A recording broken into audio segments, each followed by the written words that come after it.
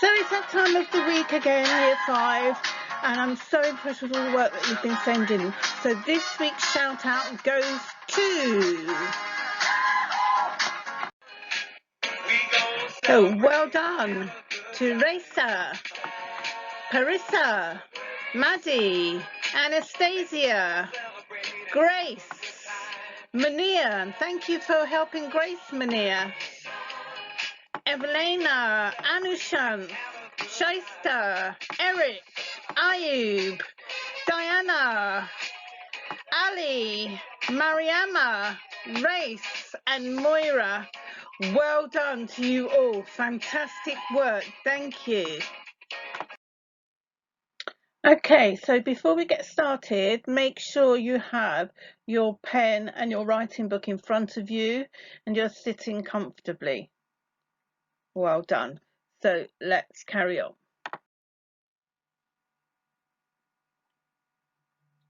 So today is Monday, the 15th of June, 2020, and your learning intention today is to identify the New England region on a map of the USA. And we're going to summarize events in the early history of New England.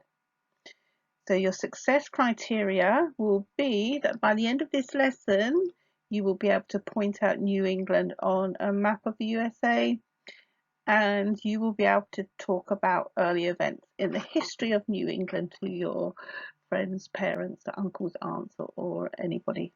Okay, so let's start our journey around New England. So as we go through the video, it would be a good idea for you to just make notes as we go along, because you will need these for some questions and your task at the end. So New England.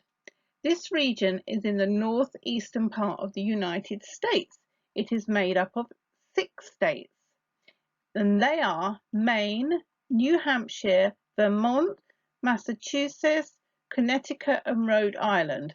The Atlantic Ocean borders all of these states except one, Vermont.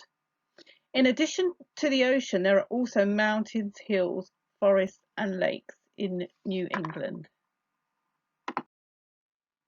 So if we look at this map here, you can see highlighted is New England, and you can see it on the northeastern side of the big map. So here, if you look, you can see Maine, Vermont, New Hampshire, Massachusetts, Rhode Island. You can see them all there. You can also see where the mountains are, where Canada is, and where the North Atlantic Ocean is.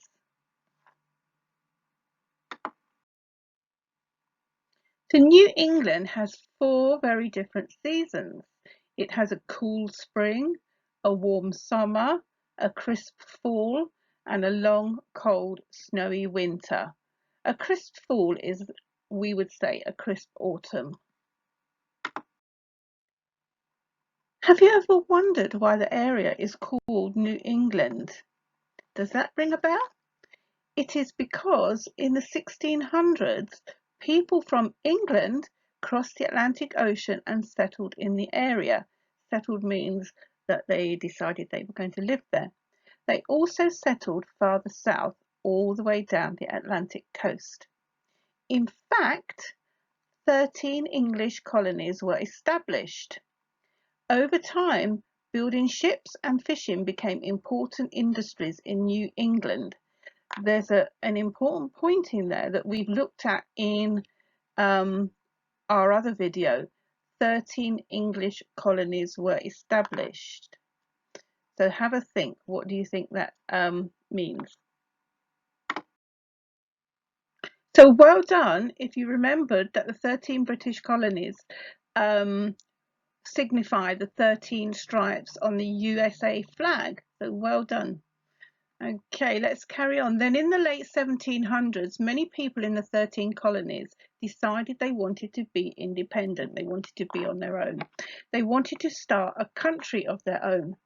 So in the year 1776, they declared their independence from Great Britain.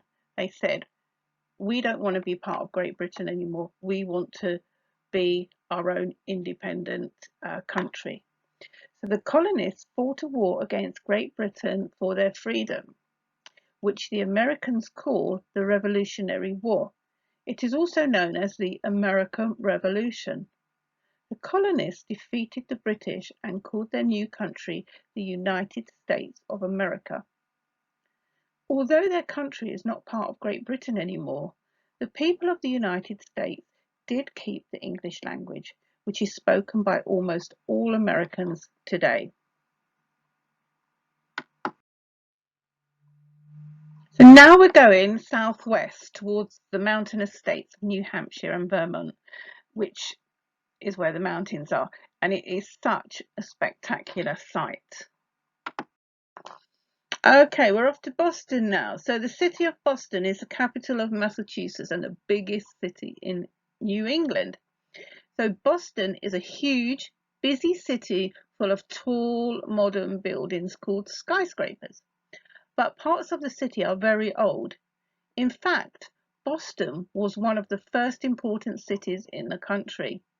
Boston's public library is the oldest public library in the United States. There's also a local university called Harvard, which was the first college founded in America. So today, Boston is famous for being the centre of education, with dozens of colleges scattered around the town. So Boston is also a city full of history. The American Revolution broke out in the area of Boston. The two southern states of New England, Rhode Island and Connecticut. So Rhode Island is by far the smallest of the 50 states. It is less than 50 miles across. Both Connecticut and Rhode Island have port towns as well as some larger cities. So underneath there's a little bit of vocab for you. So port is a town or city built around a harbour where ships dock. And populated means having people living in the area. Okay, so your task for this week is to summarise events in the early history of New England. So you should have taken notes throughout the video. If not, just flip back through the slides.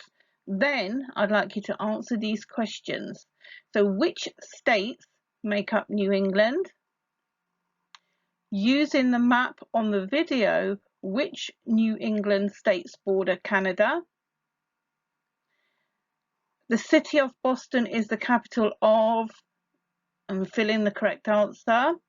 The next one is, why did many people in the 1700s want to become independent? So we talked about that earlier on. Next one, what is a local university in Boston called? And the last question, which is the smallest state in the USA? So it's not too much of a big task this week, but do your best.